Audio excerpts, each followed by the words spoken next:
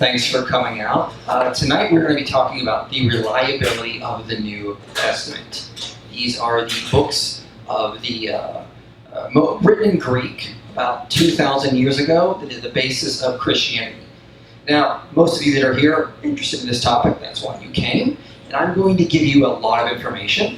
So I prepared a PowerPoint, because there's a lot of information. If you can't see it on the screen, I apologize. I will be saying a lot of the same stuff, and if anybody wants the PowerPoint, you can always ask me after, and I'll make sure you get it. So, basically we're going to refute the underlying arguments we hear in our culture today. So, I know this is going to work. There it goes. Okay. So, this is a popular meme for those people that are old. This is a graphic they use on the interweb. You will see it on a lot of atheist pages, atheist Instagram pages and whatnot. It's a comedian. His name is David Cross, and he basically presents what a lot of people think when they think of the Bible. He says back when the Bible was written, and then edited, and then rewritten, and then rewritten, and then re-edited, then translated from dead languages, then retranslated, then edited, then rewritten, and given to kings for them to take their favorite parts, then rewritten, then translated again, then given to the Pope for him to approve, then rewritten, then edited again, then rewritten again, all based on stories that were told orally 30 to 90 years after they happened to people who didn't know how to write. That is the basic idea we get from a lot of people today when they think about the Bible. What we have is so far from the original, so far we changed, redacted, edited, whatnot, that how can we really trust what the originals are? Now you may think I'm aiming for low-hanging fruit because this is a comedian, but there's a scholar named Bart Ehrman who says the same thing, basically. He says, not only do we not have the originals, speaking of the New Testament documents, we don't have the first copies of the originals. We don't even have copies of the originals, or copies of the originals. What we have are copies made later, much later, and these copies all differ from one another in many thousands of places. So is that true?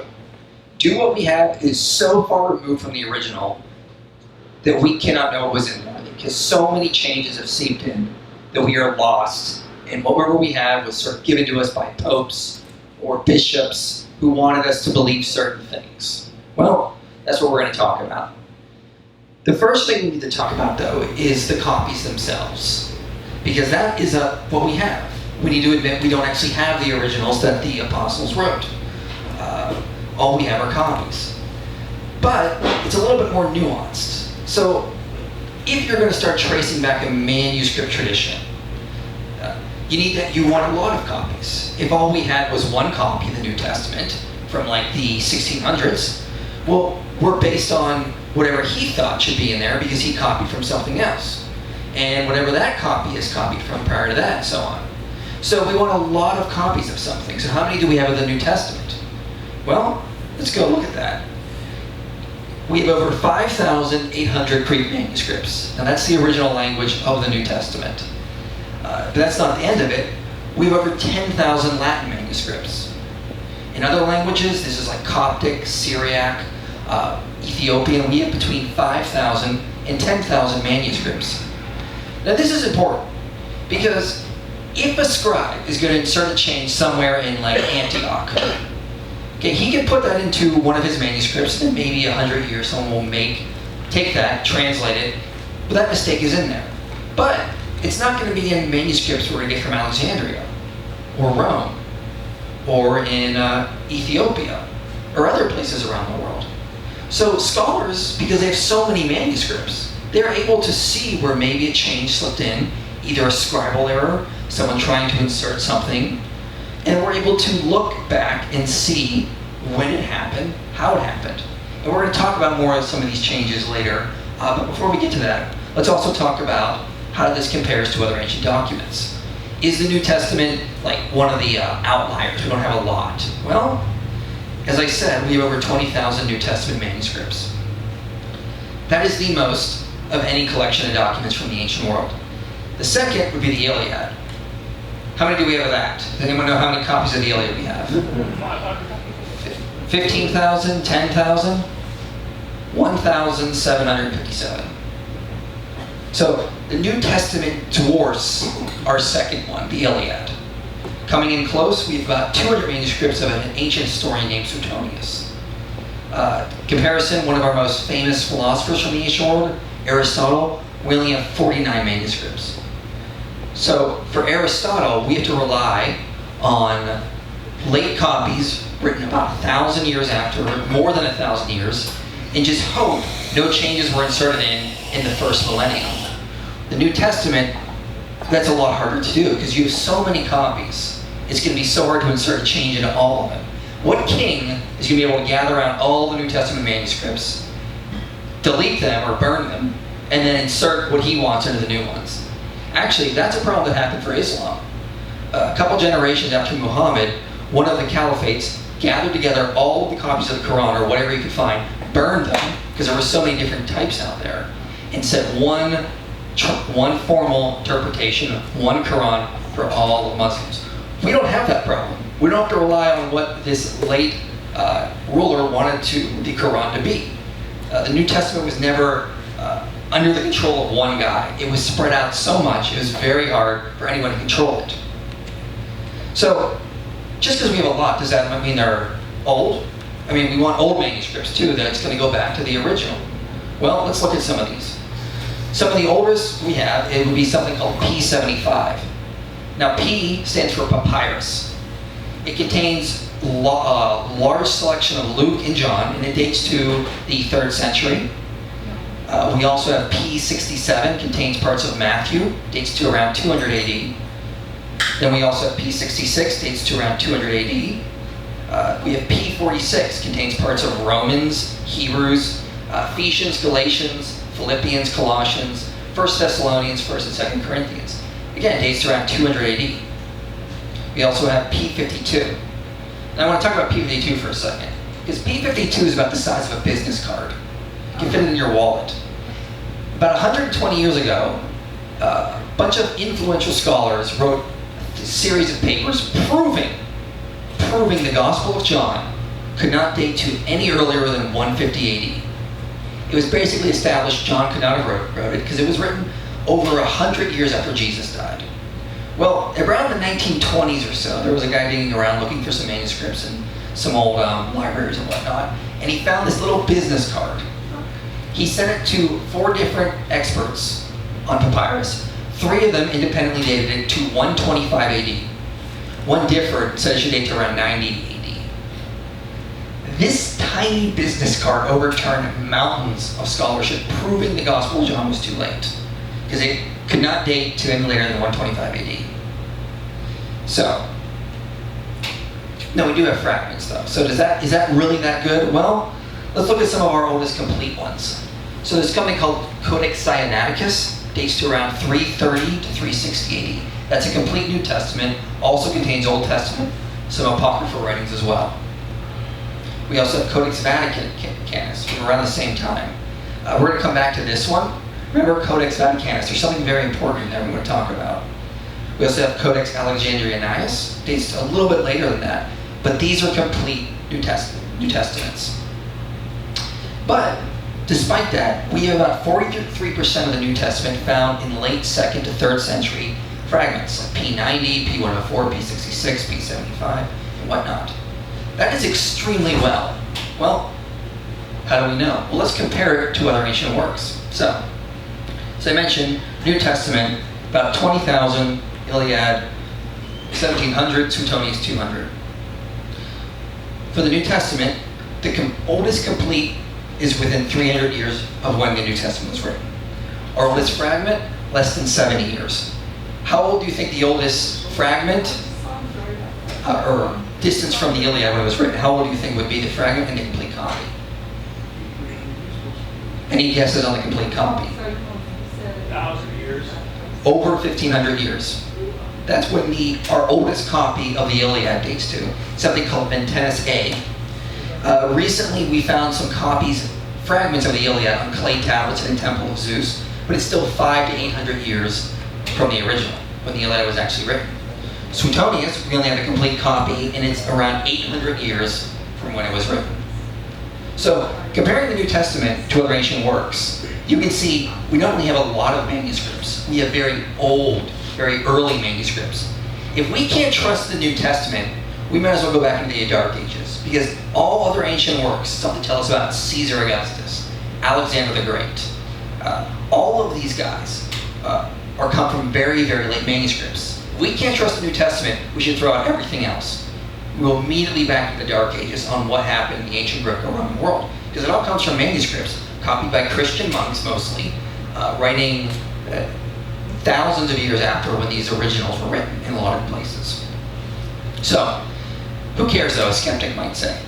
Our copies are still decades old. I mean, as I said, 300 years is the first completed copy from the New Testament.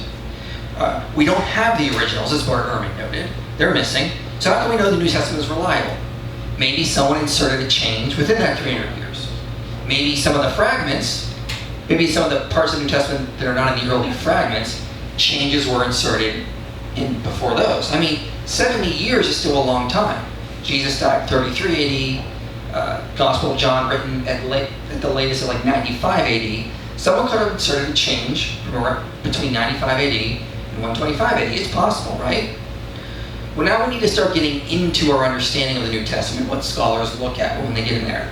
Because yeah, we got a lot of copies, but how do we know the copies go back to the originals? Well, let's start with this guy. This guy's name is Tertullian. He was an early church father, writing around 200 AD or so. So about 130 years after the Jerusalem temple was destroyed. That's when about 130 years after Paul was basically martyred or so, give or take. He said something very interesting this day. He says, run over to the apostolic churches in which the very thrones of the apostles are still preeminent in their places, in which their own authentic writings are read, uttering the voice and representing the face of each of them severely. Now the Latin word for authentic he uses most likely means original. He mentions Philippians, Romans, other letters of Paul and whatnot. Now this is important because remember, he's writing around 200 AD, and he's saying the originals are still in existence, which makes sense.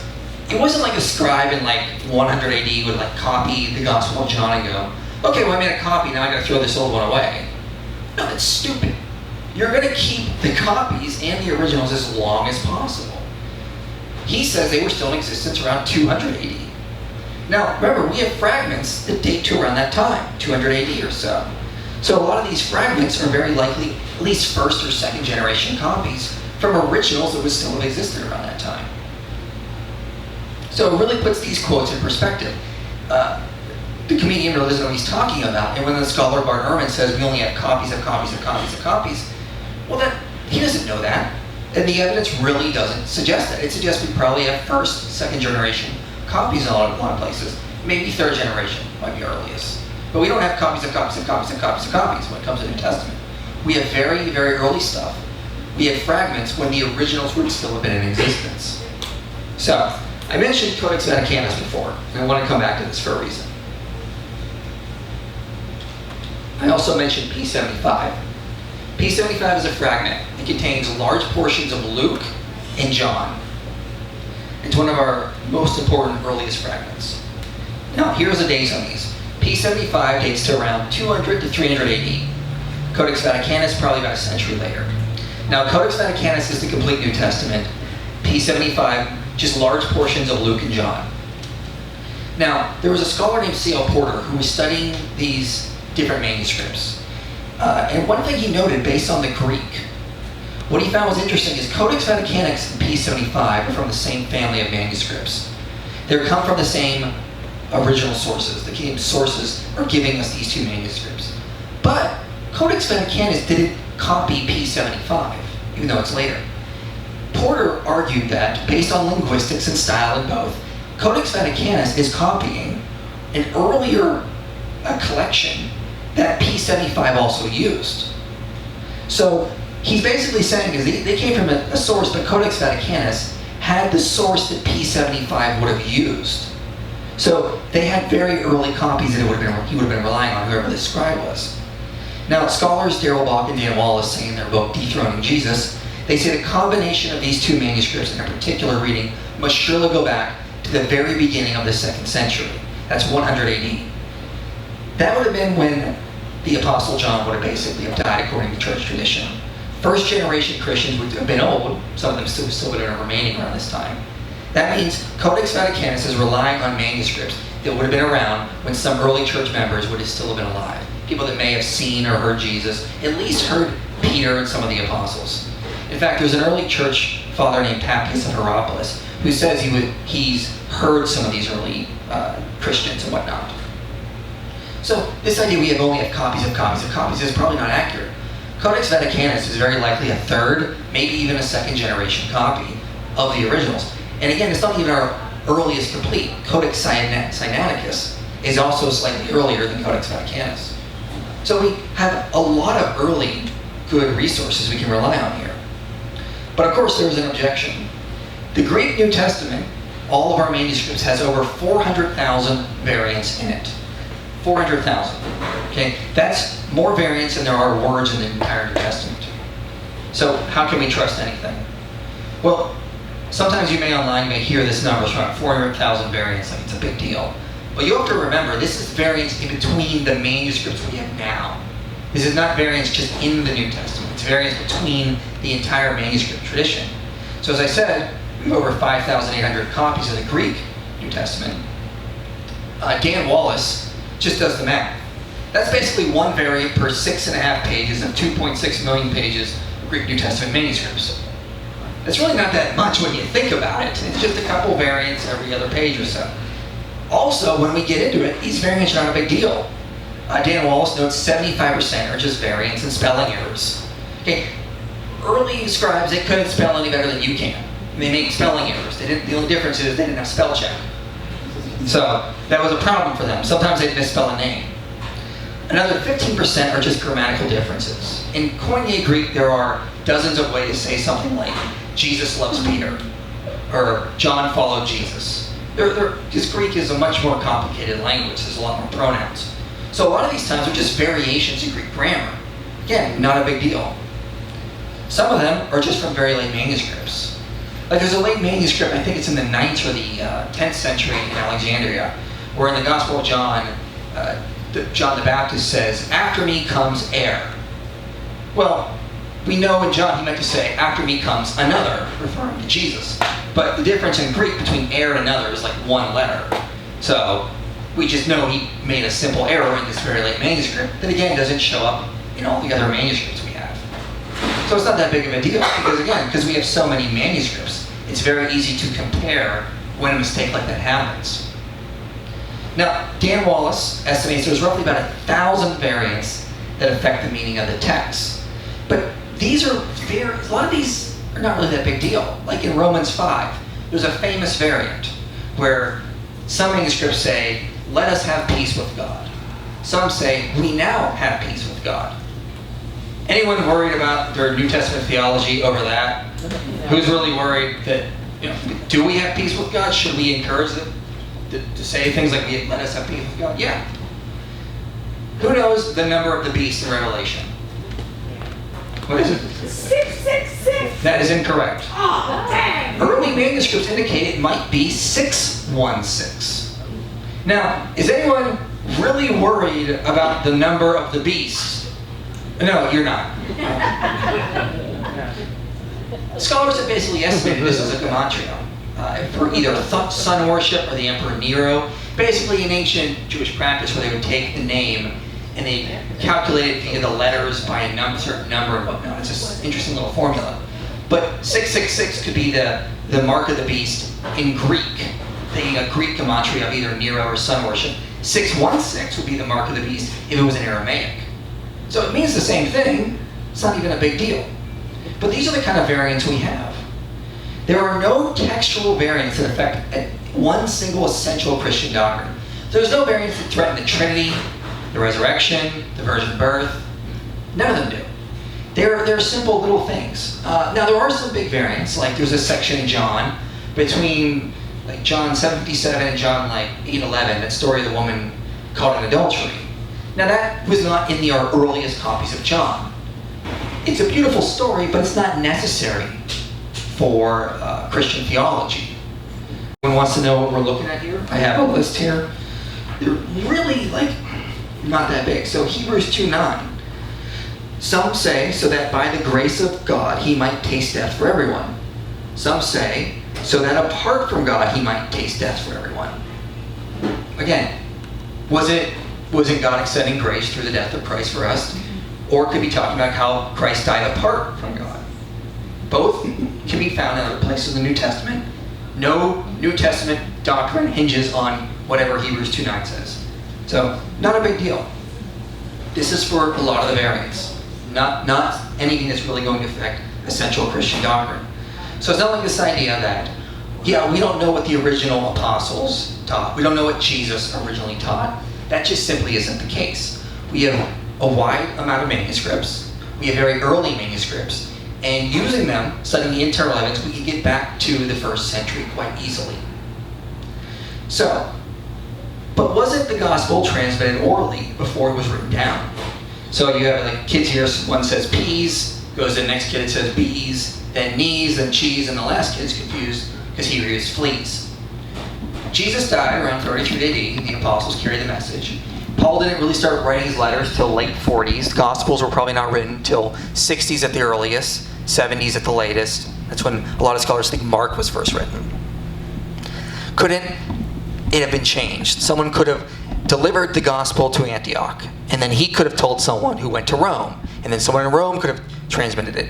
And you have this telephone game happening where we don't know what the original apostles preached. That's the general idea, because again, we're still a couple decades out from when they were written down. So is this a problem? Well, we need to remember something, is that ancient people trained their memories to handle information better than we can. Okay? We live in an information age. Everything's written down. We have notebooks. We write things down on our phones now. They didn't have that. That was all up here. They had to memorize things, and that's what they did. So if you study things like the Talmud says, an ideal student should be a well-plastered cistern. He's to memorize things from his teachers, learning it over and over. Aristotle even has a book on memory. Students were trained to enhance their memory, to learn things and then be able to retain it for long periods of time. These were ancient oral cultures. Writing something could take, it was expensive. To get papyrus or whatnot, it could take a week's wages just to get like the papyrus you would need. That would not include ink. If you didn't know how to read or write, you'd hire a scribe to write for you. So a lot of ancient people memorize things far better than we can. We don't have to worry about that, so our memories have gotten weaker over time. In fact, there's been studies on Australian oral traditions. Some researchers noticed that it looks like about 7,000 years ago, the Australian coast was suddenly flooded. But they also found a lot of independent oral traditions in Australian tribes around the coast, all attesting to this flooding event. Somehow they retained accurate oral traditions for over 7,000 years.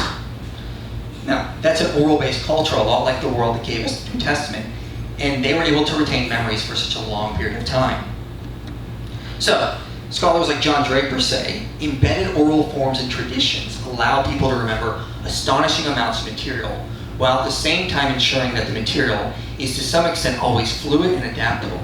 For instance, the praise poems of the Zulu kings, collected by Trevor Coate, show both stability and partial verbatim agreement from one oral performance to another, but also considerable variety in the ordering and choice of possible components to suit the occasion. So what he notes is that these very long Zulu poems, they're basically the same thing. Sometimes the order is slightly different, sometimes they may word things slightly different, but the message is always the same. And in these oral cultures, the community is there to help the reciter remember, stay in line, because this was sacred to a lot of these people. You don't mess up your traditions of your ancestors.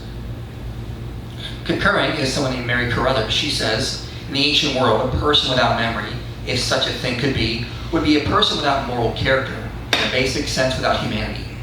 Memorization was very important in the ancient world. This is one of the things Aristotle really lays out. Seneca lays this out as well. You should memorize things. Ancient people memorize things far better than you and I can. Mainly because they weren't being flooded with information constantly like we are. They're hearing a lot of the same stories over and over again. They want to hand down their traditions. So let's look at some internal evidence for the reliability of the oral tradition in there. So Jesus was around. He taught memorization to his students, things to imitate and obey him.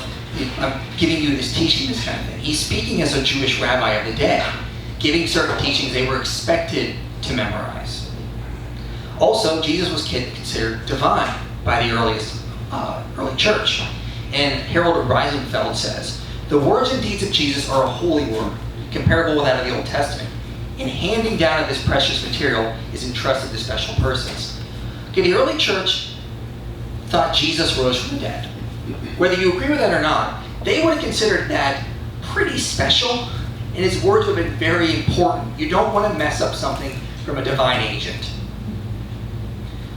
Also, there's an interesting part where Luke opens up. He opens up his gospel by saying he got his information from the Hazans of the word. Now, Hazan shows up in Luke 4:20. In our English Bibles, sometimes it's translated as the attendant. Jesus is like reading from a scroll, and the attendant takes the scroll. We tend to think he's just some sort of like a deacon or whatnot working in the church. But the actual word is Hazan. This is a special and sacred task. His job is to keep those scrolls, keep them sacred and special so that no one can change them, modify them. It's a very important task. Luke is using the same word in the opening of this gospel to say he's getting his information from the Hazans of the word. These were special people in the early church designed to keep the traditions of Jesus sacred and intact. Also, how do we know the Gospels are not fiction? So, a lot of people say that, they were just writing fan fiction on Jesus a couple of decades after.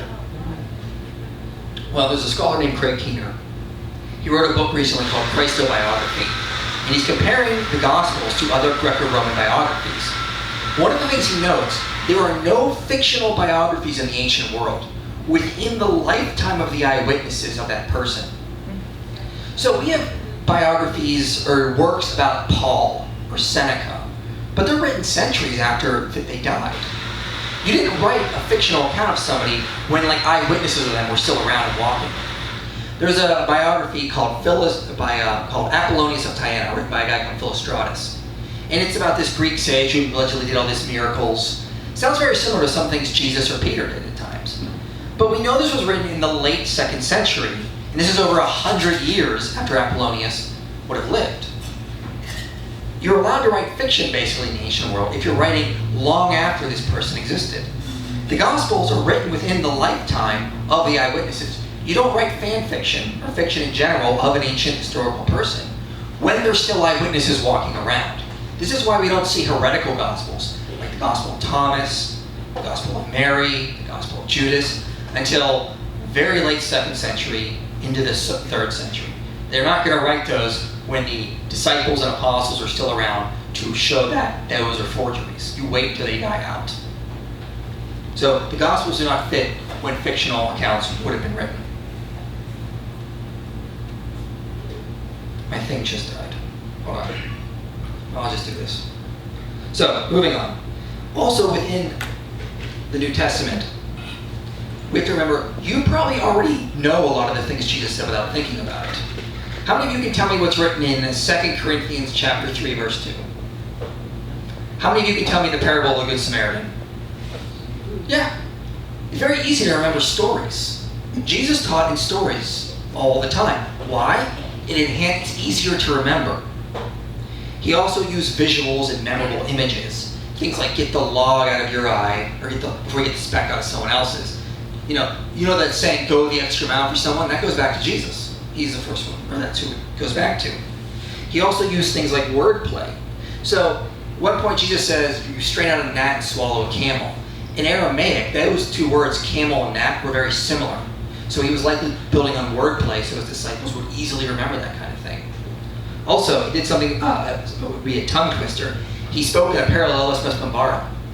Say that 4 times fast. Parallelismus bombara.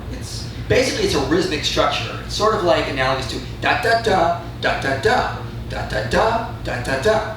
You have heard that you should not commit adultery, but I say unto you, you shall not even look at a woman lustfully in your heart.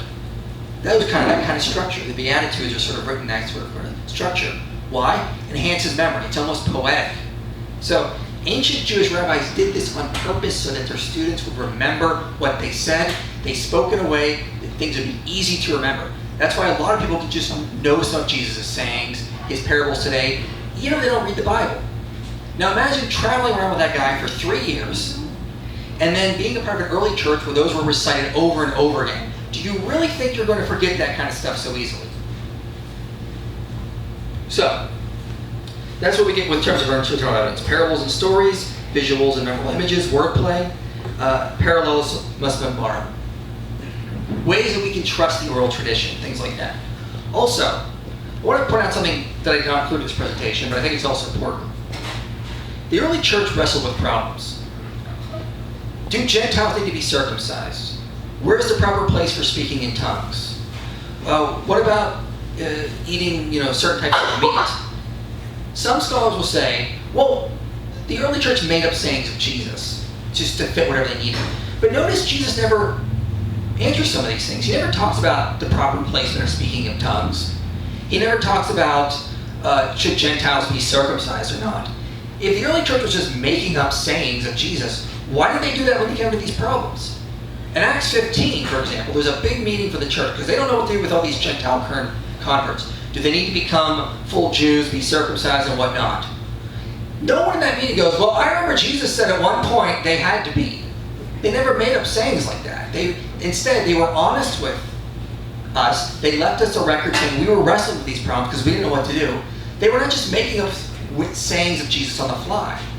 If that's what they were doing, it would be very easy to fix that whole Acts 15 problems or the whole point of Galatians by Paul just showing up to the Galatian church. Jesus revealed to me you were wrong. End of story. Or, Peter told me once that he was walking with Jesus, and Jesus said, I really hope Gentiles don't have to worry about getting circumcised. Never say that kind of stuff. So they handed us down what Jesus actually said, even if it didn't suit the needs of their day after Jesus had ascended into heaven. So, let's move on to the last section. Who wrote the Gospels? Aren't they anonymous? Yes. Never once do the Gospels say, I, Matthew, have written this Gospel. Or I, John, have written this Gospel. So, we don't really have the names in them, but how do we know we can trust they were written by Matthew, Mark, Luke, and John? Well, first let's talk about the whole anonymous approach. A scholar named Ed Sanders says this. In the ancient world, the claim of an anonymous history was higher than a name work. So it's the opposite of our culture today. Today we want names, sources, everything. In the ancient world, anonymous could look better to a lot of people. Because in the ancient world, an anonymous book, rather like an encyclopedia article today, implicitly claimed complete knowledge and reliability. It would have reduced the impact of the Gospel of Matthew had the author written, this is my version, instead of this is what Jesus said and did. So writing anonymous in the cultural context doesn't mean it's unreliable, because a lot of ancient authors did that because they were trying to write objectively, not say this is just my subjective opinion. Likewise, we also have to remember the New Testament Gospels are Greco-Roman biographies, but they also were written in the ancient Near East, ancient Israel. So another scholar says, the striking fact that the New Testament Gospels and Acts do not mention their authors' names has its literary counterpart in the Old Testament history books, whereas Old Testament itself is rooted in the literal conventions of the ancient Near East. The author's intent of the Gospels anonymity can be deduced from its ancient Near East and Old Testament background. What he's basically saying is in the ancient Near East, it just was the culture of the day. A lot of ancient works from Mesopotamia, ancient Israel, did not have the actual author's name in them. So some scholars will say, well, these were written by Greek-speaking Christians. They weren't Jewish. They never met Jesus. We can't trust them. They were decades after. But if they were actually entirely Greco-Roman works and not ancient Jewish works, they would have put their names in it, because that's the way we see in some other ancient works. The fact that they're writing anonymous actually fits very much with the cultural context of that day. But how do we know we can trust it's Matthew, Mark, Luke, and John? Well, we have a lot of early attestation.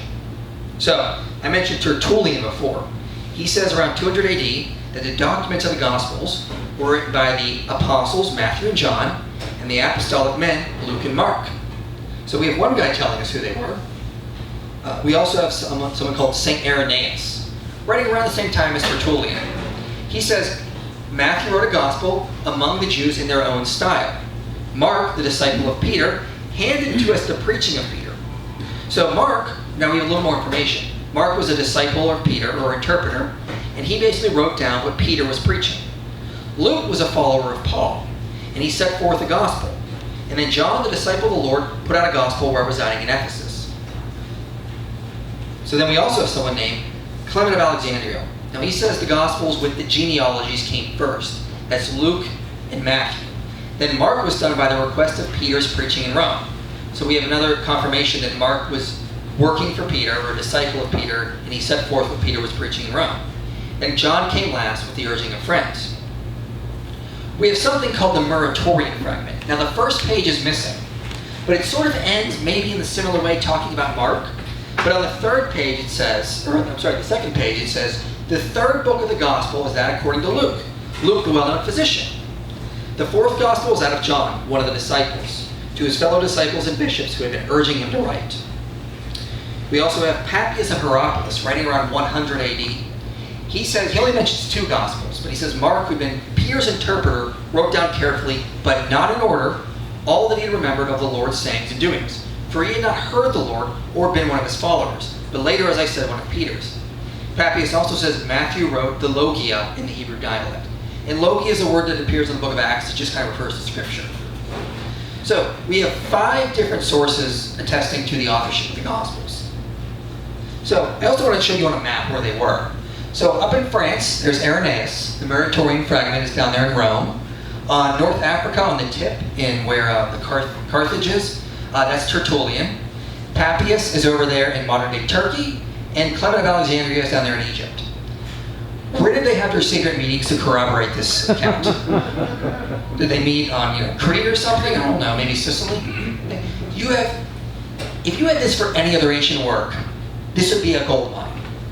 You have all these different people across the Roman Empire all agreeing these are the 4 gospel authors for the most part. Sure, some of them only mention 2, but together they make a pretty good cumulative case.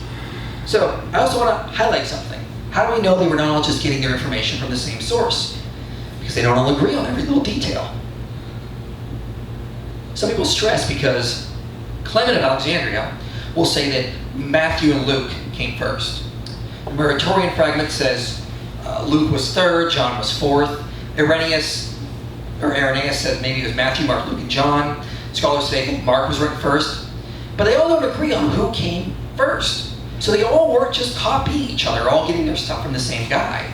They had different traditions on little details, but they all agree it was Matthew, Mark, Luke, and John, despite having differences in other little areas. This is basically confirmation they weren't all copying. If you talk to a police investigator, if you have 4 or 5 witnesses and they're all literally saying the same thing, it speaks of the idea that before the cops got to the crime scene, all the witnesses got together and made sure their story was the exact same, instead of actually it being independent people seeing slightly different things or getting some slightly different things wrong. So, other little important details about this. Okay, we have unanimous attestation from Matthew, Mark, Luke, and John. No one else is saying Philip wrote this one that some people say is really Matthew, or it was Andrew that really wrote John. No, we don't have any of that. Everyone says Matthew, Mark, Luke, and John. The first person to ever question this was a guy named Faustus, who was a contemporary of St. Augustine.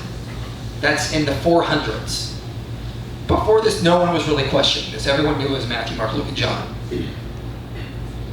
We have no one has ever ascribed these Gospels. No one is ever saying, it was actually, Judas that wrote this one or whatnot. And this is an important point. So, Mark and Luke are bad names to attribute to a Gospel. The early church admits they never met Jesus. And yet they're the authority on what Jesus said and did. Okay, that's kind of odd. You have 2 of your most important documents. They're written by Gentiles, people that never met Jesus or maybe not even spoke Aramaic. Also, let's remember that Matthew was a gospel written for the Jewish audience. Who wrote that? The tax collector. What ancient Jew would have been very happy to learn about their Messiah that was crucified from a tax collector? If you're going to make up a gospel name, say Nicodemus, or Joseph of Arimathea, Sanhedrin members that would have known and followed Jesus. No, it was Matthew, the tax collector of all people. Would have been very hard for the early church to find Jewish converts on this fact. Then you got Mark and Luke, 2 people that never met Jesus. And then finally the last one, the one that came last, they all admit, that was written by someone close to Jesus. What do you want to say that one came first? Also, the early church didn't know who wrote the book of Hebrews. They wrestled with it, they speculated, some said Paul, some said someone else. But they never come out and say, yeah, we all agree it's this guy, it's Apollos or something. If they're just making up names, why don't they just make up a name for Hebrews and all agree on it? They admit they don't know this one. So, let's compare this to other ancient works. So, number of attributions for the gospel authors. We have 5, the earliest being Papias. All of them within 150 years of the original. So, Tertullian, St. Irenaeus, Clement of Alexandria. These were all saying that these are the Matthew, Mark, Luke, and John are the gospel authors, all writing within 150 years after they were written.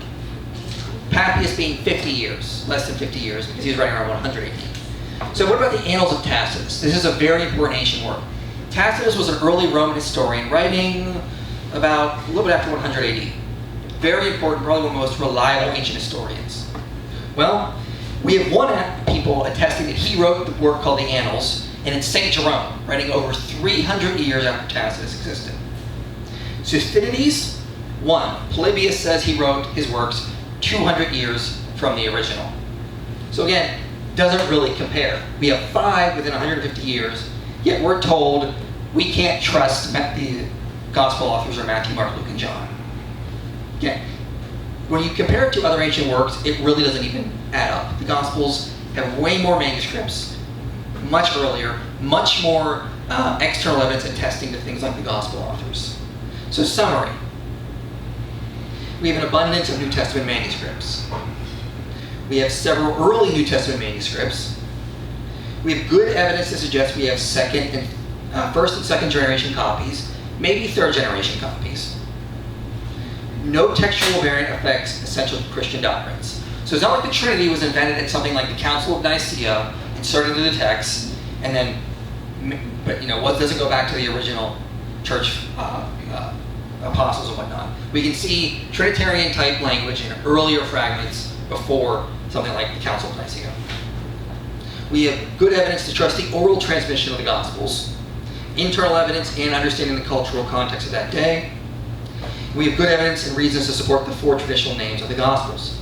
So it's reliable. We can trust what they're actually telling us. Gospels like Matthew, who would have walked with Jesus. John, who would also walk with Jesus. Luke, getting his information from the early church, the Hazans. Mark, getting his word from the Prince of the Apostles, known as Peter. This is very good information that we can trust. So, the New Testament is the most reliable collection of documents from the ancient world. With that, I'll conclude. When you can take questions. That is my website and YouTube channel, where I have a lot of more information. And after that, let's go to Q&A.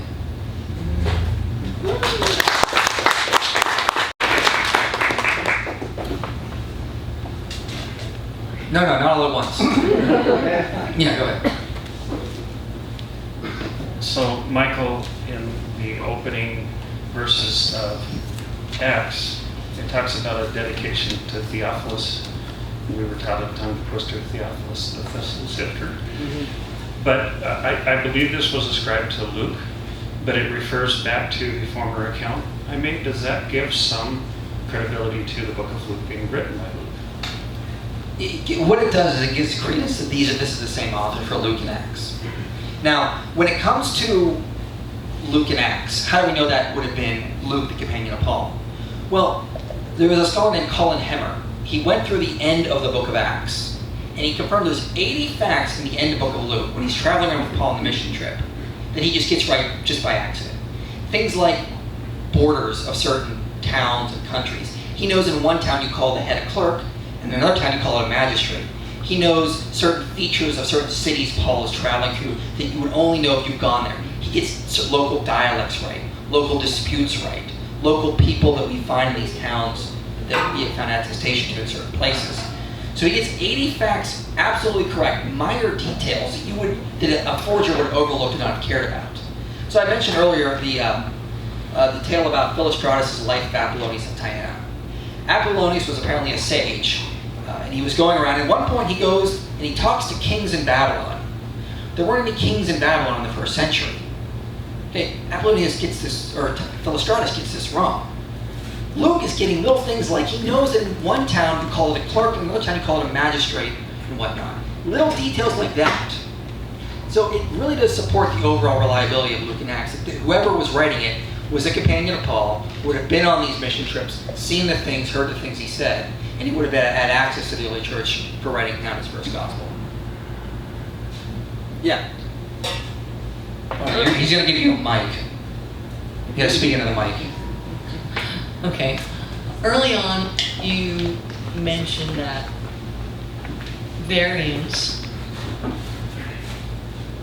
a lot of them, or most of them, did not affect the most important stories, most important details of the Bible. And you alluded to the one story about a woman who was an adulterer. So if that was a change, where did that change come from? And that's like a well-known story. Where did that come from? So there's a couple theories. And I have other parts too. But go on. One theory is that originally Luke actually wrote that, and then it somehow got put into John. Something was an early tradition that actually goes back to Jesus. It just never got put in the Gospels, and they wanted to put it in anyway. So a later scribe, 2nd or 3rd century, put it in there. Some think it was just an amalgamation of some of the things Jesus did into like a well-known story. So we're not really sure when it came in, but thanks to the manuscript tradition, we know that's a variant. That's how good we are at finding these things, is that because we have so many manuscripts and we have so many early ones, we're able to detect those things and weed them out. And to follow up on that then, so that variant, you said yourself, well, that wasn't really important to the most important teachings of the Bible. But there's a lot of behavior in the world based on that story. There's a lot of what? Behavior. Yeah. Bad behavior. Behaviors in the world based on that story. So why isn't that important, and why are we calling that a variant?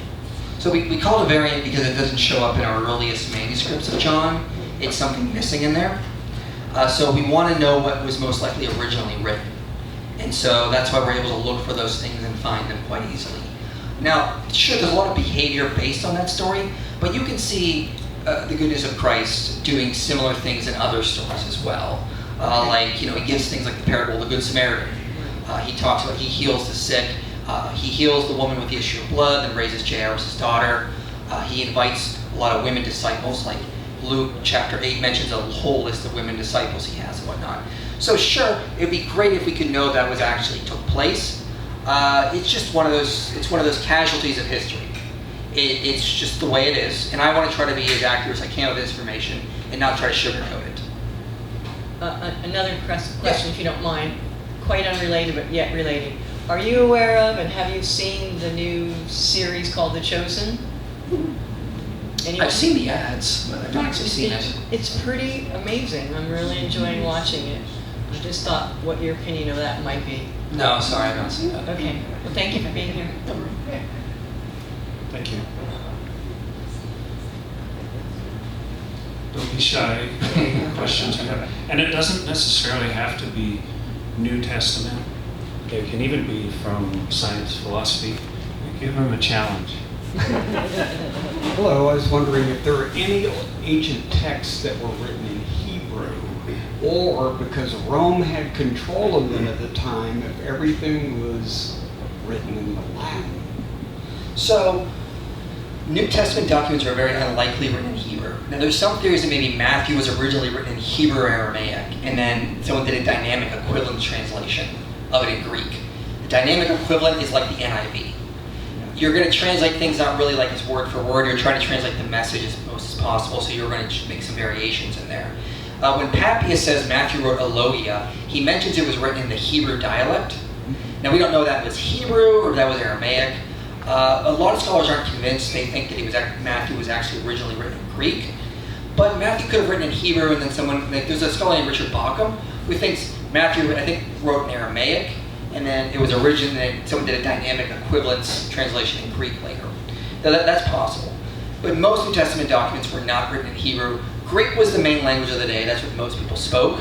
And Rome never really controlled the text. We found texts far outside of the control of Rome, in places like Armenia, down in Ethiopia. And Rome never had a chance to actually control this whole thing. Like, there's a lot of conspiracy theories online about like the Council of Nicaea, burning and getting rid of all the old texts and formalizing it. they never would have had that control. And we found manuscripts that predate that council, and they match what we have after. So they weren't, there was never a time where they had control or whatnot. But in terms of Hebrew, when the New Testament was being written, they were more interested in Greek. Why? More people spoke Greek, and they could get the word out faster that way. So that's why everything was mostly Greek. Yeah. One other question.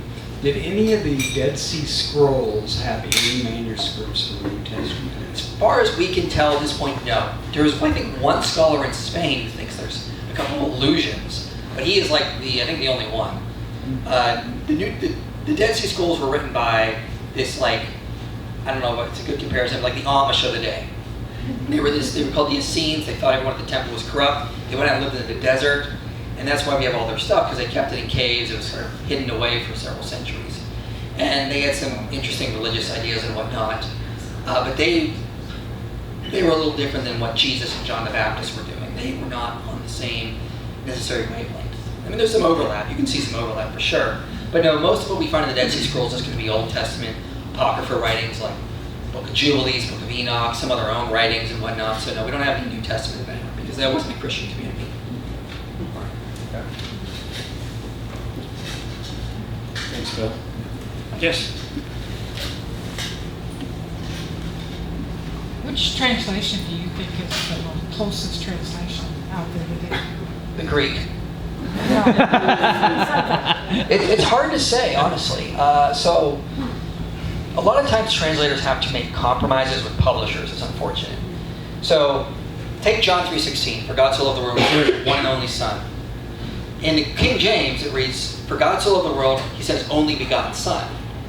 Well, when that word was that Greek word a couple hundred years ago, we thought it meant begotten. But the more we've studied Greek, ancient Greek, the more we realize it doesn't mean begotten, it means like special status. So that's why in the NIV it says one and only. Well, when they made that change, it was as if like riots were going to happen in the street. It was Illuminati conspiracy. It was all part of the work of the devil to change the Bible. They'd taken begotten Son and made it one and only Son. It's the end of the world.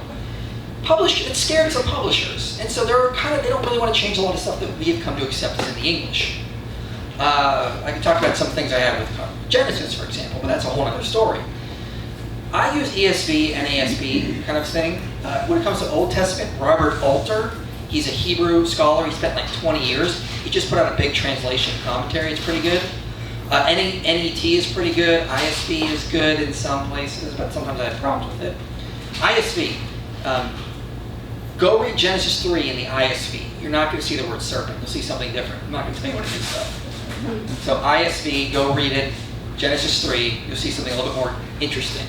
But so, what I try to tell people is, use a collection of different translations, use a collection of commentaries, read scholars. If you really want to get into it, read the commentaries, because the Greek and Hebrew Bible use so many more words than what we have in our English Bibles, because it's a lot more complex and nuanced. So lots can be missing regardless. So I jump between maybe ESV and ASV a lot. What did you say that was?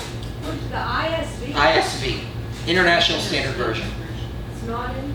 Yeah, you'll find it. Don't worry. I believe in you.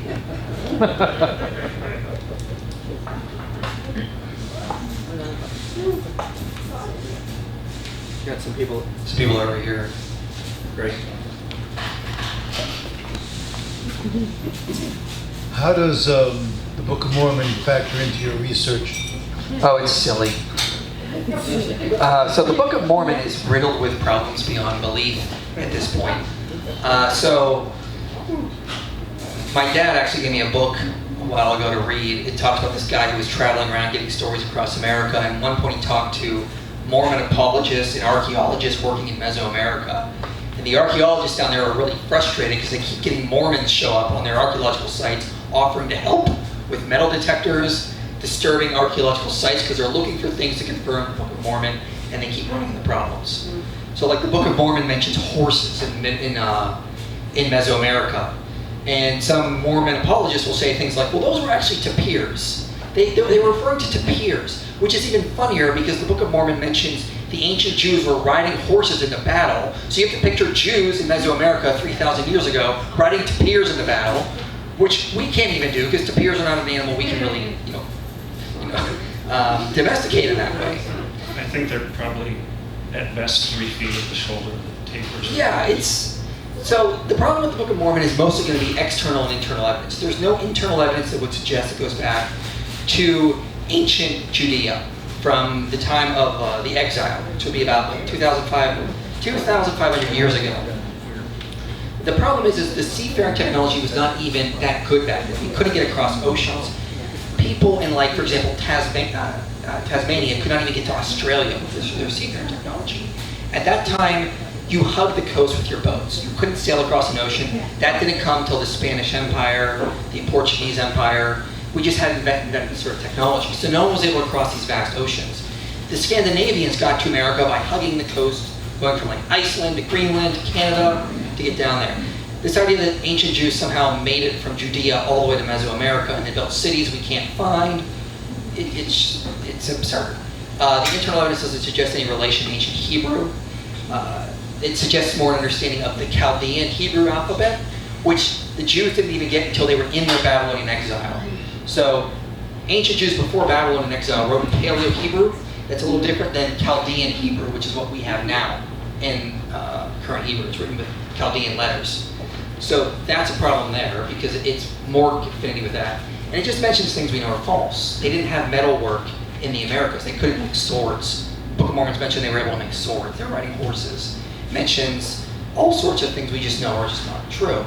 The genetic evidence, it's just false.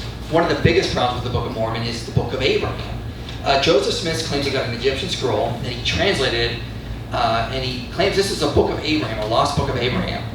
Well, a couple decades after Joseph Smith died, we cracked the hieroglyphics of ancient Egypt. And then we found the scroll that Joseph Smith actually had, because his wife sold it to a Chicago museum, and then it was transported to a museum, I think the Smithsonian actually. And her own affidavit was still on it, so we know it was Joseph Smith's scroll. And Egyptologists looked at this and went, this is not a copy of some lost Book of Abraham. This is just a ritual text for mummifying somebody. So there's so many problems like that when it comes to the Book of Mormon, that it just is not on par with things like the New Testament or the Old Testament, things we're confirming and finding in the ancient world and whatnot. So that's something I'm actually going through now. I'm studying a lot of stuff with regards to internal evidence for like the Book of Exodus or Genesis, and it shows a lot of affinity with ancient cultures like you would expect. We don't get that with the Book of Mormon, so it doesn't even compare. And that's the tip of the iceberg. I go on further for that.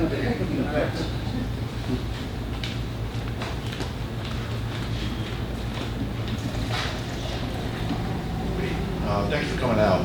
So my question is on the Pauline epistles. A lot of people try to attack some of the books and say that he didn't write some of them. I wanted to hear your thoughts on that and how some of them have multiple authors, Thessalonians and so forth, not just your thoughts on all that. Yeah, so they'll say that, Paul didn't write some of these letters, like 1 Timothy, 2 Timothy, Titus, 2 Thessalonians, some of the other ones. And the reasoning is it sounds different. There's a couple things you could say about that. First, some of the letters Paul was writing to like Timothy, whereas like the letter to the Corinthians, that's a public letter.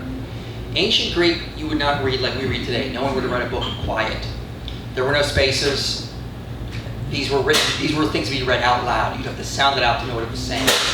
So in ancient Greek, these were public letters. But letters to like Timothy, it would be like a private letter. So Paul could have had a variation when he's talking to someone he knows personally versus when he's talking to a whole congregation. How I'm talking to you now is not how I'm going to talk to my sister, and my parents will attest. I would sound like a completely different person. Also, Paul's letters do mention multiple authors. If you read like the first 1 or 2 verses, it'll mention like, this is written by Paul and Timothy and so-and-so, or Paul and all the other brothers that are with me. Ancient letters were not written by like Paul at his desk in a back room. They would have been written in a circle, group of people. So, yeah, there's difference between 1st and 2nd Thessalonians, but Paul may have contributed a little bit less, and Timothy may have contributed more to 2 Timothy. That's just how ancient letters were written. There was a Cicero wrote basically through a scribe. At some points, Cicero writes to one of his friends and say, hey, I'm banished from Rome. Please write in my name to these people for me. He is telling someone to write in his name to other people.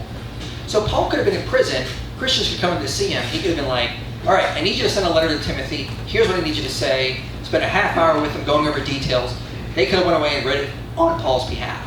And that would have been a letter written according to the ancient world, by Paul, because it came from his theology. It was he commissioned kind of that. So we don't have to say Paul wrote all his letters. He probably wrote through scribes. In fact, if you read the end of Romans, it mentions a scribe writing.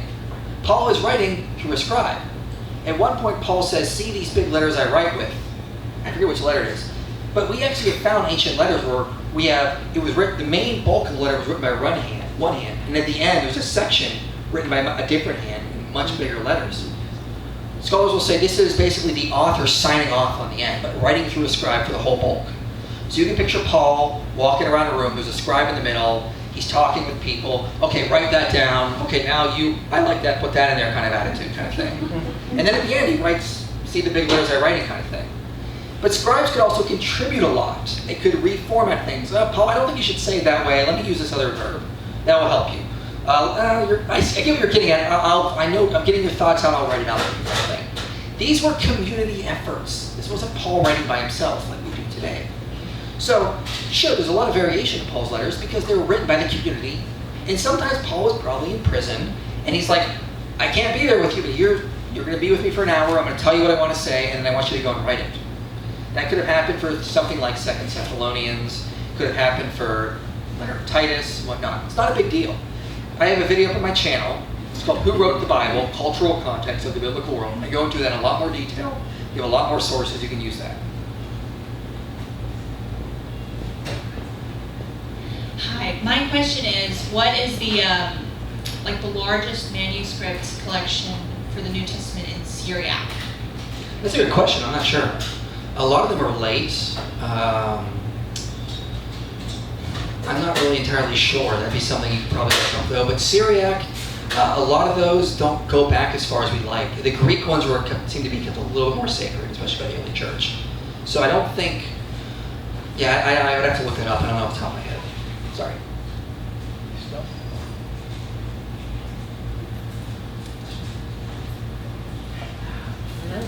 Go for it.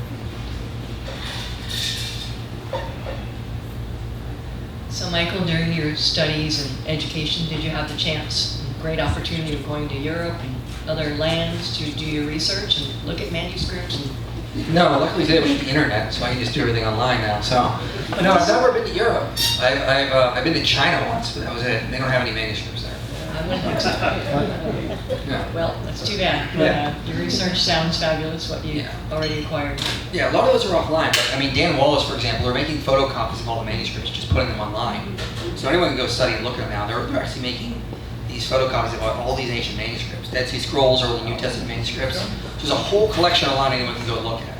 Dan Wallace has been working on So it. you didn't have to look at microfiche on the little thing every No. year?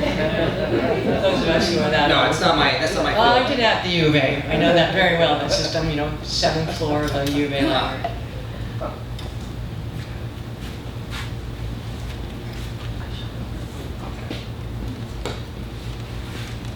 So I got a question for you. I don't care. Revelation is going to talk about this Antichrist that's going to come onto the scene, walk this earth.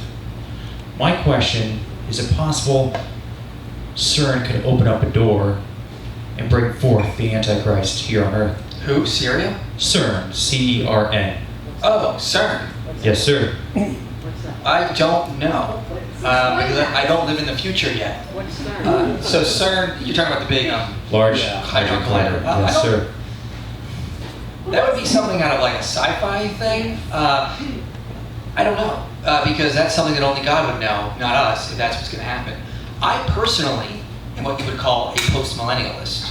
So I don't actually think there's going to be a future Antichrist or future tribulation. My post-millennialists, someone like Tim Keller, Jonathan Edwards, N.T. Wright, we would say when Jesus set up the Great Commission, it was meant to be successful. And eventually it's going to turn the whole world into the millennial kingdom, and that's when Christ will return. So it's kind of the opposite.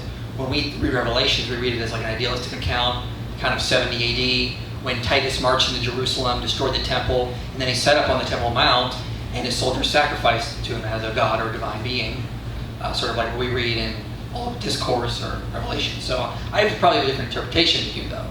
So, but then again, we don't know. Eventually, actually, we should all just be pan-millennialists, because we all know it's just going to pan out the way God wants. Is CERN something that you're interested in? Is that kind of... The CERN, yeah, so they're discovering, it's basically for discovering certain particles, testing the standard model of quantum mechanics and whatnot, discovering things like the Higgs boson. It's a certain particle, uses mass other particles and whatnot.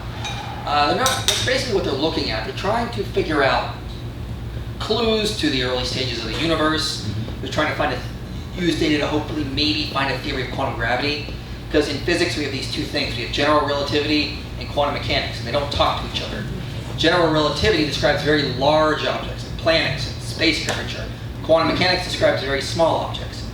But we can't find gravity in quantum mechanics, and we can't find the other forces in general relativity, so we need to rectify them to get a theory of everything, and that's something missing in physics. So hopefully the Big Large Hadron Collider finds a way to sort of help with that at least. How does string theory help us out with Christianity? Well, it doesn't. It just would be something compatible with Christianity. String theory is a theory that maybe underlying the universe is not so much particles, but these strings, and particles will be sort of vibrations from the strings. It's not even something that's been proven or testable.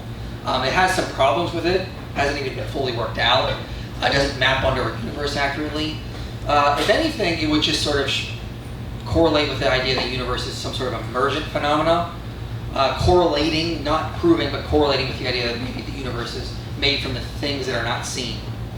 So you would see a compatibility there, basically. Do you believe like dark matter holds everything together? No, I think dark matter is just an aspect of the universe. Helps with a certain mass, but dark energy is more important. My metaphysical theory is that everything reduces to information. But if you want to look at a phrase, I'm an ontic structural realist. So I don't even think matter reduces to particles. I think it reduces to information. Does life seem more like a computer? No. Definitely not, because we're not computers in my view. So the existence of life isn't like a computer? No, because a computer... The Matrix, for example. Yeah. A computer is something that just cannot correlate to our conscious experience. So there's a great analogy by a guy named John Sear. He says, imagine yourself in a Chinese room. Someone slides Chinese symbols under the door. You have an instruction manual written in English. It says, if these symbols come through the door, slide these ones back out. Now imagine you're in there for a while, and you get really good at it. Someone slides in, you know right what to slide back out. Question, can you speak Chinese? No. Right. That's what a computer does. It doesn't actually know things. It just does semantics. It just does syntax. It transfers symbols. That's what a computer does. It doesn't know languages. It can't know meaning. It can't actually know itself. Computers, they go back between syntax and whatnot. So we're not like computers because we can actually know things like language and meaning and whatnot. And does quantum mechanics help prove God? In my view, yeah. I have videos on that, so check those out. All right, I was getting a little bit of a conversation there. Sorry, you guys. There's lots of stuff with him speaking on those types of things. I'm going to just pan the room one more time, just from this side here, for questions. No, he's not allowed to ask a question. Yes, he is. How do your critics respond to your evidence for the reliability of the New Testament? The ones that actually pay attention to what you say. So there's a lot of different ways. A lot of them try to argue via contradiction. So how many women went to the tomb? Or did Jesus curse the fig tree before Jerusalem or after Jerusalem? This kind of stuff. A lot of them appealing to certain types of contradictions. They're so wildly contradictory, you can never rectify them. That's easy to sort out because you just have to remember these were written with an ancient cultural context in mind, not a modern context. There's a great book called Misreading Scripture with Western Eyes. Everyone should read that book because it sorts out a lot of communication issues we have. So for one, they didn't care about chronology a lot. So if you read The Temptations of Jesus by Satan in the Wilderness, in Matthew, the last temptation is he's tempted on the mountain. In Luke, the last temptation is he's tempted on the temple to throw himself off. Well, how come there's order difference? Well, they're not writing in chronology, they're writing in a topographical manner. Luke is writing his gospel around different themes regarding the temple, so it makes sense for him to put that temptation last. Matthew wants to transport Jesus to mountains. Sermon on the Mount. Transfiguration happens on a mountain. He always wants to have Jesus on a mountain to show his divinity and whatnot. So it makes sense for him to put that temptation last. we would today go, well, that's not right. It's not in the right order. And they go, it is in the right order. What? Who said it had to be in chronological order?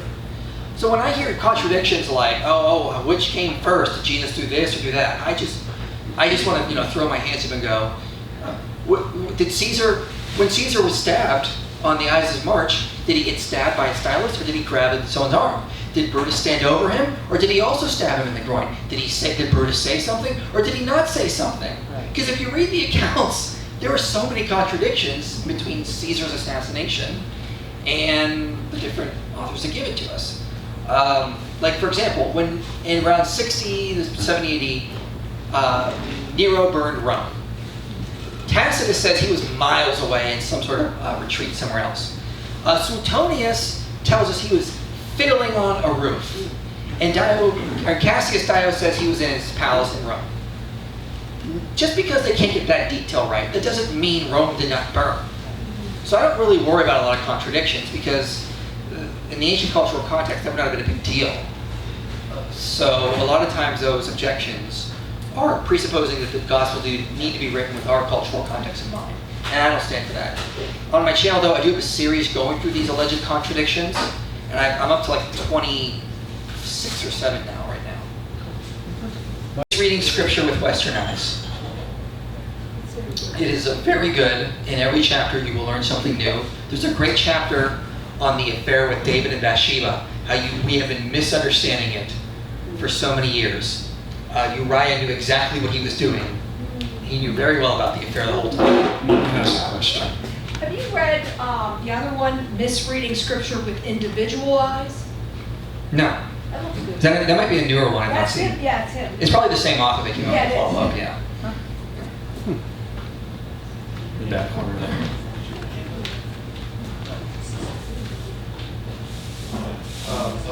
What's your opinion on the tradition in the Muratorium Fragment that there were several authors, John we can put in his name, and is there any other tradition along those lines? So the Muratorium Fragment says John was with a bunch of other brothers. He was with Andrew when he wrote his gospel, and they all prayed, and they got together. It doesn't say that, like John, that they just decided to put in his name. He was there present. They probably would have been helping, the same with Paul's letters like I talked about earlier. It sounded like John, they were like, John, go write a gospel. We'll see you in a couple of days, and we'll check it over. This would have been, he would have been the main authority behind it. There would have probably been a scribe working for him there, writing things down. It would have been a community effort. So I'm fine with that. I don't think they wrote it, just put it in John's name. I think he was there, put it in there present. Yeah. Just very old at the time.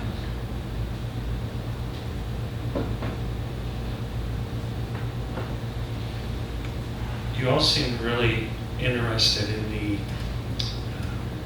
quantum physics Anyone want to talk scientific topics.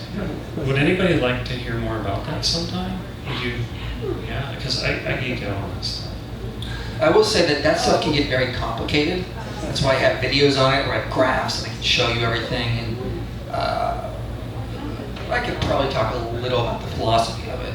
I just got my eyes uncrossed from the last one of those videos I watched. Yeah. Any more questions? Okay. So I'm just kind of bringing out some things that they may not know, but you do a lot of debates. Oh yeah. You have how many debates under your belt so far? 17 to 20, something like that. 70 to 20 debates. Okay. Can you tell them a little about the debates? And maybe they might want to research more about that. And which one? Who have you really enjoyed debating, and why? How did you even get started in this debating? I don't know. People started asking me to debate, so I did debates. But if you go to my channel, youtube.com/inspiring philosophy, you'll see sections like about, playlists, videos. If you click on playlists, I have a playlist of all my debates. So I debated one guy who basically, you guys know the Disney movie Pocahontas? You know, the governor Ratcliffe? I debated a guy that looks exactly like him.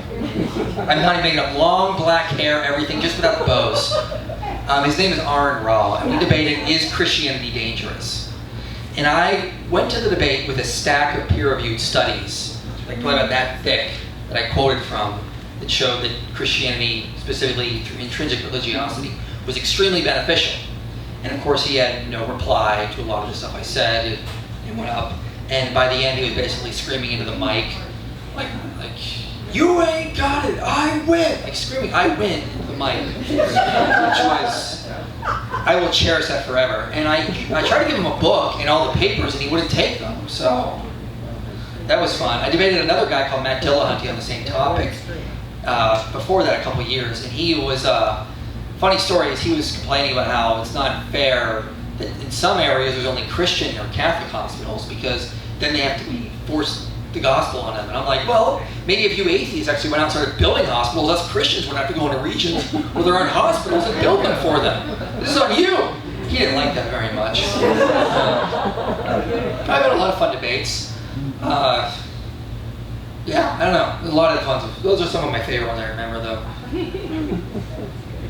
Well, your debate with Aaron Rawl was in a bar, right? My debate with Aaron Rawl was supposed to buy the Bible Beer Consortium in Fort Worth, Texas.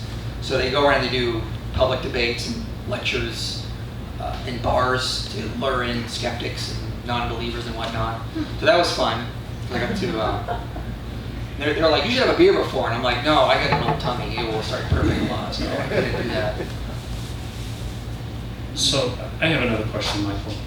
In a postmodern culture, how do we reach millennials onto Gen Z when the whole idea that there is objective truth has been assaulted? When truth is what I feel, you have your truth, I have my truth. How do you get through and get young people thinking logically, thinking, hey, there are things that can be verified?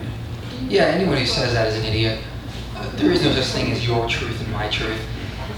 If truth is subjective, then that very thing they said is also subjective, and they can't say that that's the objective way of the world. So if there is no such thing as absolute truth, then neither of what they said is absolutely true. It's completely self-defeating. So what I sort of do with that type of people is you start to show how absurd that is and how it reduces to absolute absurdity, and they're just appealing to emotions. You gotta remember though, Proverbs. Answer a fool according to his folly, you'll be like him. Answer not a fool, and he'll be wise in his own ways. You're not gonna win with someone like that. We just gotta accept it. If they want to be that dumb, you gotta let them be that dumb. Jesus says, dust off the feet and move to the next town sometimes. You can't always convince that kind of mindset. Move on. Try to talk to people more reasonable. If they really want to go, just point out how absurd and how self-contradictory it is. And then also say, well, if you have your truth and my truth, I mean, a lot of those people hate Trump. Just be like, well, my truth is Trump is great. He just wants the blood come out of their eyes. And even if you don't like Trump, I mean, they're just going to get so mad because when they say that, what they really mean is, no, as long as you can have your truth, as long as it's still compatible with my truth. And so just start going off the absurd ends. Point out things they hate, and then say, is that okay for my truth? That I would be completely pro-life, or vote away you hate kind of thing, and they're gonna lose their minds. So. And I think technically, based on your age, you would fall into that millennial category. My just past it. Everyone says I look 25. My back says 80, but my driver's license says 36. So I think I'd go with that one. My wife's 35 and some change, and she's in the millennial group. You might be just out of it. No, I'm in it. I'm definitely in it. Yeah. It's like you don't act like one, but neither does my wife. No, I'm not a hipster. His brother acts like. And when you watch this later, you're awesome, beautiful. So. Well, isn't truth and belief? Isn't it belief? My belief. I believe this. Yeah. You believe that. I believe I can fly. Over here. Make it true. I mean, they should remove the word truth and insert belief. Yeah. If it was all about that, I can believe I can fly. I believe I can touch the sky. Even though I think about it every night and day, I can't just spread my wings and fly away. I didn't make that up. I got it from a song.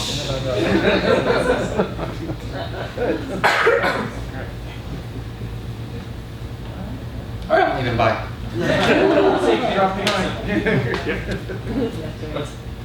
I was trying to think of a question. Well, keep thinking. Keep thinking. All right. I want to make it real simple. Apologetics. What does that word mean? Can you kind of break it down, like the meaning of that word? And what does it mean to you? And why do we use that word instead of something else? So we use apologetics because it comes from a Greek word to give an answer. So our word apologize comes from that as well. Like you're apologizing for something, you're giving an answer for a bad thing you did. But in ancient Greek, it just sort of meant to give an answer. So an apologist is someone who gives answers to defend the faith. So that's where it comes from. And since we're recording this right now, we have a wonderful marker here that brings out incredible people here to Viva Coffee House. You know, why don't we just do something right now? I think this would be kind of really fun, all right? We were talking earlier about how you have done some debating. Who would you challenge right now in a debate? Oh, I have to think about That's that. a great question. What is his name? Jerry Coyne. He tries to say All Christianity. right, hold on. We're going to redo this one. We're going to redo this one. Okay. I hit you with a gun there, okay? Because we might take this. But we're going to send it to him. Okay. What do you guys think of that? Are they pretty cool? All right. So we know that you do a lot of debating. So tell me, Michael, who do you want to debate? Jerry Coyne. I'd like to debate him on if Christianity and science are compatible or not, because he's written a book about that and he argues they're not. He actually argues religion and science are not compatible, and I would like to debate him if Christianity and science are compatible. And does he have I'm sure, a YouTube channel? I know he's got a book, he's a biologist. I don't think he's got a YouTube channel, but I know he does a lot of talks. Did he write Coming to Peace with Science? Is that- I don't think so, no. I think I it's have one of his books. Okay, yeah. So do me a favor, look into that camera right now and challenge him right now. Okay. Go for it, let's do it. And afterwards, I want everybody to cheer and scream. You guys ready? Go. I challenge Jerry Coyne to debate if Christianity and science are compatible. Yeah! Come on, Jerry! That's weird. Do it, Jerry! And if he doesn't accept that challenge, Jerry, I'm going to come by you. I mean, I debated Michael Shermer. He knows Michael Shermer. Oh, you did? Wow. Yeah, I debated Michael Shermer in January on a similar topic. That's So, fantastic. Michael Shermer is the editor of Skeptic Magazine, and so, I mean, I could debate Jerry. One of the new atheists, right? The Four Horsemen? No, he's not one of the Four Horsemen. Oh, he's not. He's like, you know, the sidekick. He's like Yeah. Tonto. The one that's riding the taper alongside. You know, you have the Four Horsemen, he's on a donkey in the back, I guess. He didn't make the Four Horsemen cut. Oh, another question. Do these guys come across from an atheist viewpoint? Yeah. Or more of a agnostic, ignoramus viewpoint? It comes across more as an atheist, especially As an new atheist, so they're pretty well set in their ways. And is their mindset, don't concern me with the facts, my mind's made up? Is that what you have to Sometimes. deal with in a debate? Sometimes they get like that, yeah. If I might chime in, I know, and I've been wanting to hook these two up, but I know an author, philosopher, apologist, Roy Abraham Varghese, and he was able to talk with Anthony Flew, one of the foremost atheists for 50 years, and if I'm not mistaken, Anthony Flew debated with C.S. Lewis, very staunch atheist, and Roy Varghese and some others, Gerald Schroeder, they talked with him and were able to help lead him to the admission that there is a God. There's a really good book, I actually have it in the back, I'll bring it out in a minute, but it says there is a God, but no, there is no God, and then the no is crossed out and there's an A above it. So sometimes you could be a staunch atheist for 50 years and still make that change. He died before he likely had a personal relationship, but that is interesting. Do you mind sharing who you might be debating with soon that you told me? No, I can't say anything about that because Okay. I don't have permission yet. I might have a big debate with a big name atheist, another like with a Fifth Horseman kind of guy, but he keeps pushing it back. We're supposed to debate if Christianity is dangerous, and I love to debate that topic because I have so many studies. I have so many studies on religion and society and how beneficial it is. And so I'm like a Gnostic now. I have secret knowledge. yeah, you cannot say I cannot say that I might because he may have to turn it down because he's busy, but he keeps pushing it back right now. But the guy I know is trying really hard to get it set up. Would you mind sharing how people can find your Patreon account? I want to say I think that Michael is a real up-and-coming talent. I don't dance though. Well, Yes, he does. he dances. Or act. He dances. You guys can be a philosophy and dance show to go on the road, bring a dog and a pony. But I would just like to encourage you to consider becoming a Patreon member for Michael. I think he's doing something that's incredibly valuable. And one of my desires is to work particularly with young people to help them learn how to think critically, that it's okay to debate. You don't have to want to kill each other. And I know some people who've debated, like I believe John Lennox and Christopher Hitchens were very friendly outside of the debate. So I think what Michael's doing is very important, and I know that I've heard, and I don't remember the number, but a large percentage of kids end up leaving the faith, particularly when they go off to college. And I was almost in that category. I had gone and gotten a bachelor's degree in theology, and then went to New Mexico State University and started studying science. And I had a conflict because some of the things I had learned about, particularly the origin of the universe, life, evolution, those types of things, they were in conflict with what I was seeing with my very eyes. I studied a lot, I read, I spoke with different people, and I came around to just a stronger faith, because faith is based on evidence or substantiation.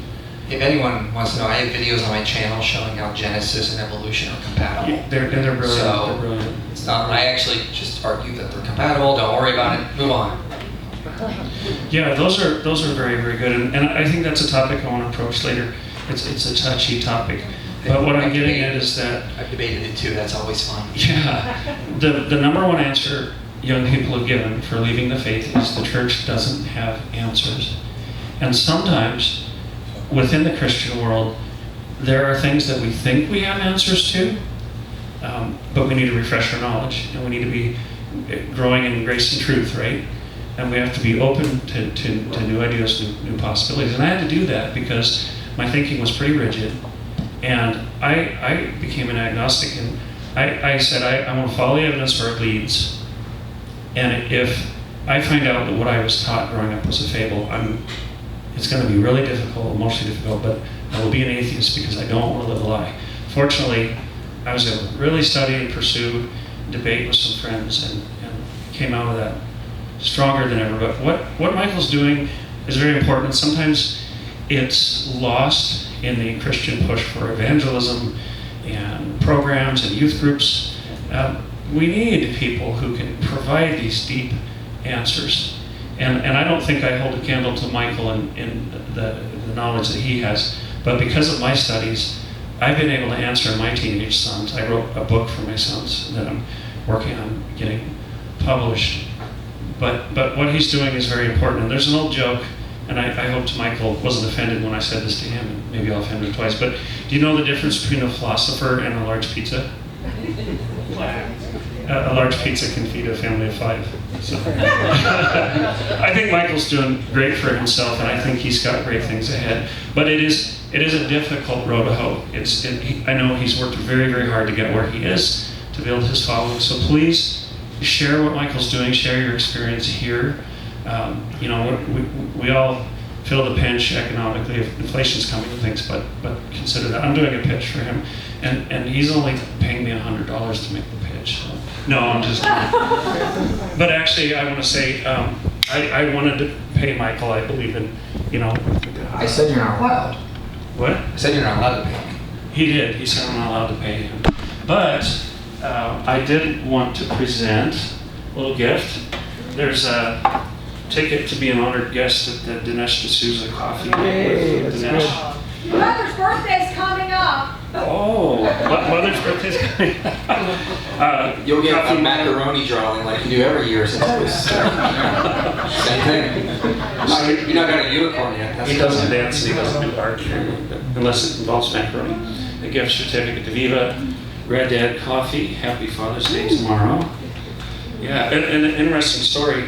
We sent a care package to Dinesh and Debbie D'Souza, sent some shirts and different things, and we sent some Red Dead Coffee. And Dave is a retired police officer, and Debbie started subscribing to his coffee service, so that was real kick for them. But I very much want Michael to talk to Dinesh, and we're going to be bringing others in. I would love to get Candace Owen here, a number of different people. Yeah. Hey, point the camera over here. Candace Owen, come out to Viva Coffee House in Tucson, Arizona. Come see us.